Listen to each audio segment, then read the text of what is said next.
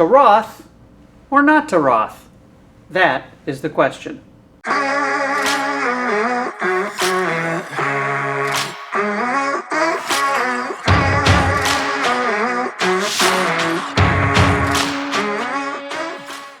For nearly all of you, in your deferred comp plan, you have a choice to either invest your money in the traditional option or the Roth option, or both, some in each. But what's the smart play here? All right, a quick refresher on the difference between the two. It's really all about taxes and when you pay them. On the traditional side, you make your contributions on a pre-tax basis, so you get the tax break up front, helping to lower your current income tax bill. Your money grows, tax deferred, until you separate from service or retire and withdraw it, at which time everything you withdraw is considered ordinary income, and it's time to pay Uncle Sam his due based on whatever your tax rate is at that time, which is probably the big unknown, right? Probably important to note at this point that we're only talking about a deferred comp plan here, which is kind of unique. With a deferred comp plan for government service employees, there's no early withdrawal penalties for taking money out at an age less than 59 and a half, like there is with IRAs or potentially with 401ks or 403bs. That's a big advantage you have, by the way, in your deferred comp plan that few people out there have. Now with the Roth option, it's kind of all in reverse. You make your contributions with after-tax dollars, which of course means you get no current tax deduction. But withdrawals after you separate from service and assuming you've had the account for at least 5 years come out tax-free. And that includes all the money that the Roth account may have earned, the gains, which could be considerable. So it really comes down to deciding when it's better to pay the taxes, now or later. And that requires a bit of a look into the future. So here's a few items you need to consider. A tax deduction today is tempting, but let's think ahead for a minute.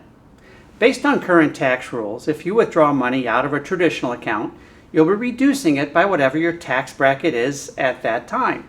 Maybe it's 22%, 24%, or even in the 32% plus range. Remember, tax codes do change from time to time, so if your retirement is a few years away or more, it's kind of anybody's guess. But what that means is, if you're targeting a certain level of net after-tax income, you'll have to save that much more to fund your retirement cash flow after taxes. Another thing to consider is what that additional taxable income from a withdrawal might do to not just your taxes in the future, but other stuff that's also related to your income. On the tax side, having more taxable income may push you up into a higher tax bracket in retirement. Let's say you're living life and you're getting your pension check every month or taking your monthly distribution from your investment plan, but now you want to go out and buy something big with some of that money in your traditional deferred comp plan. So you take out a big lump sum, maybe ramp it up a bit so you can prepay some taxes, but you didn't realize that taking that money out may have pushed you into the next higher tax bracket that year on top of your pension or your IP money. And it could also mean that your Medicare premiums could be more. Under current rules now in 2023, if you're single and have more than $97,000 of adjusted gross income, your Medicare premiums are going to cost you more. And lastly, higher income because of that withdrawal from your traditional deferred comp plan could also mean you pay more tax on your Social Security income as well. None of that would have been an issue if the deferred comp plan was a Roth deferred comp plan. Paying the taxes while you were working and putting the money in may make a lot of sense. What if you don't spend any of it at all? Just let it grow. We've seen plenty of clients do that over the years. Well, first you realize that all of it, including the growth, assuming it does well, is going to be subject to income tax to your heirs when you die and pass it on to the next generation, if you're in the traditional account. So even your heirs will have to pay that tax on it eventually. Not so with the Roth, again, assuming you've had it for at least 5 years.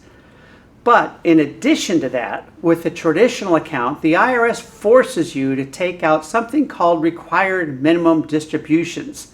Currently, the age they start forcing that is 73, but it is due to start at 75 in the year 2033 and beyond. But nonetheless, if you have a balance in your traditional account at that point, they're going to come knocking because they, the IRS, want that revenue. And all the stuff we talked about earlier, like potentially getting bumped up into a higher tax bracket, paying more tax on your Social Security benefits, and paying higher Medicare premiums, that could all be on the table.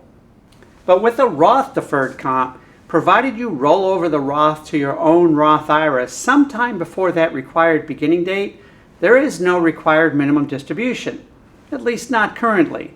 So if you're like a handful of our clients and you're looking at this money as legacy money to go down to the next generation, a Roth has a lot going for it.